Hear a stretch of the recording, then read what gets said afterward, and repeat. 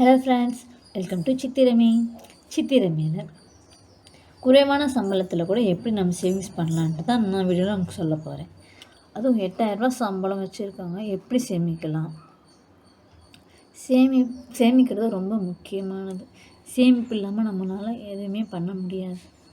Budget போடுறது ரொம்ப ரொம்ப முக்கியமானது. பட்ஜெட் போட்டால் தான் நம்ம எவ்வளோ செலவு பண்ணுறோம், எவ்வளோ சேமிக்க முடியும்ன்ட்டு நமக்கு ஒரு ஐடியா வரும். வரவு எவ்வளோ, செலவு எவ்வளோ நம்ம தெரிஞ்சுக்கணும். நம்ம வரவுக்கு மீறி செலவு பண்ணுறோமா என்னென்னு நம்ம அப்போ தான் கண்டுபிடிக்க முடியும். மற்றவங்களுக்காக செலவு செய்கிறதாம நமக்குன்ட்டு நம்ம ஒரு சேவிங்ஸ்னு எடுத்து வச்சாதான் நம்மளால் சேமிக்க முடியும்.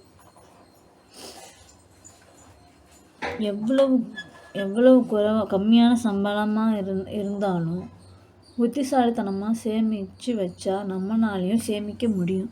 8000 சம்பளமாக இருந்தாலும் சரி, குறைவான சம்பளமாக இருந்தாலும் சரி, இந்த வீடு, மளிகை, பால், கேஸ் மற்றும் கரண்ட் பில் இதில் எப்படி கூட நம்ம சேமிக்கலாம்.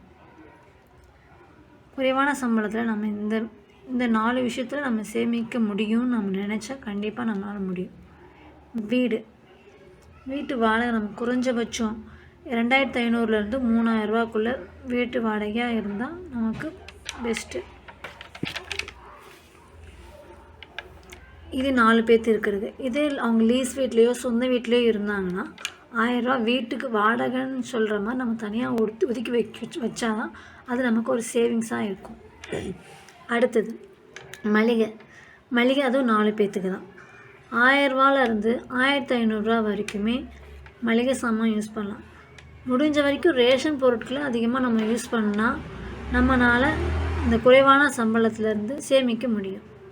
அடுத்து பால் 4 பேர்த்துக்காக 600 1000 வரைக்கும்.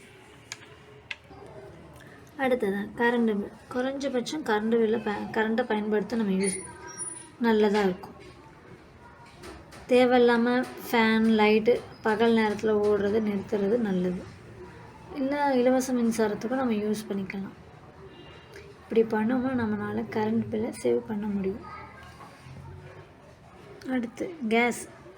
1 மாதம் 1.5 மாதம் இல்லாமல் நம்ம 2 மாதத்துக்கு கேஸ் வர மாதிரி நம்ம யூஸ் பண்ணணும்.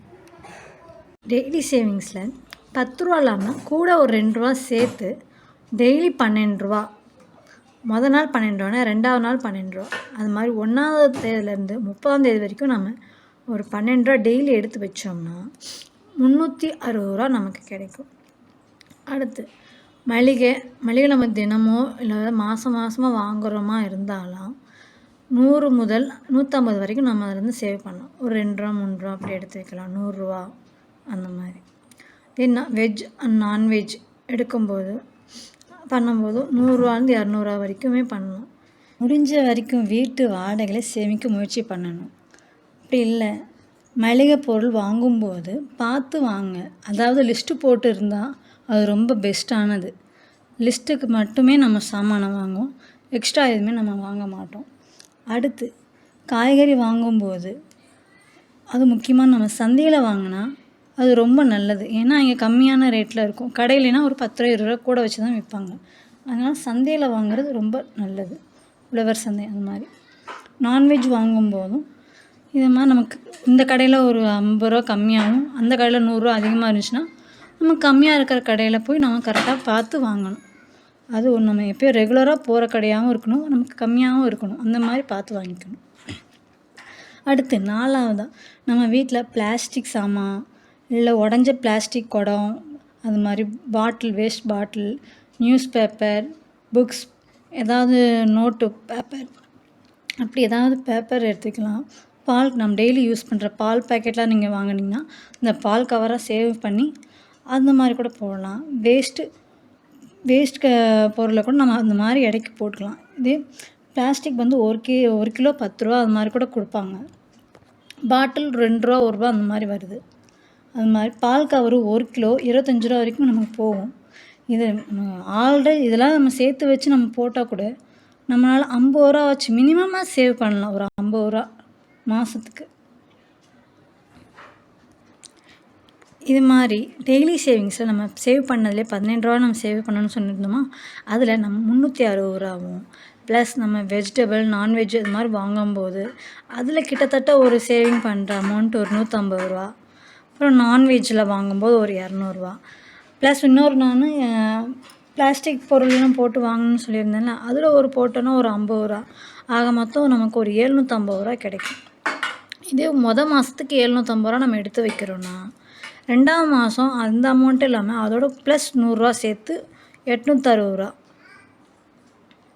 இதே 3ஆவது மாதம் அதே மாதிரி ஒரு 100 ரூபா, 860ஓட ஒரு 100 ரூபா சேர்த்தோம்னா 960 ரூபா. இந்த மாதிரி நம்ம சின்னதாக நம்ம சேவிங் பண்ண நமக்கு தேவையாக இருக்கும்போது நமக்கு அந்த பெருந்தொகை நமக்கு ரொம்ப ஹெல்ப்ஃபுல்லாக இருக்கும். இது கம்மியான சேவிங்ஸாக நான் ஸ்டார்ட் பண்ணியிருக்கேன். ஃபஸ்ட்டு இதை ஸ்டார்ட் பண்ணி பார்க்கலாம்.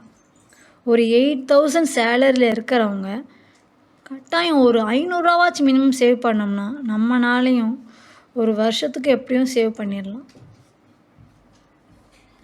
மினிமம் 500லேருந்து ஒரு 800 ரூபா வரைக்குமாச்சும் நம்ம இப்படி சேவ் பண்ணோம்னா நமக்கும் வருஷத்துக்கு ஒரு அமௌண்ட் கிடைக்கும்.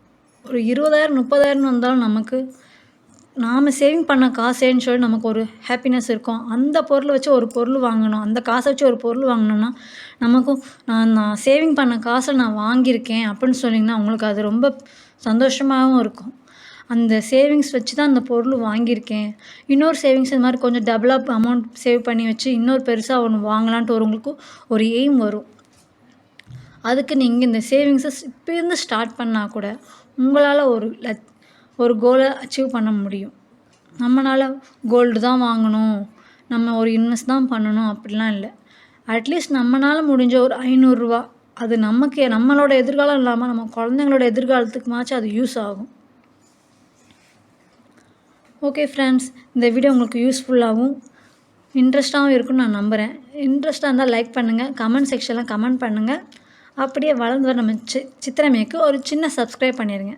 ஓகே தென் பாய், நெக்ஸ்ட் வீடியோ சந்திக்கலாம்.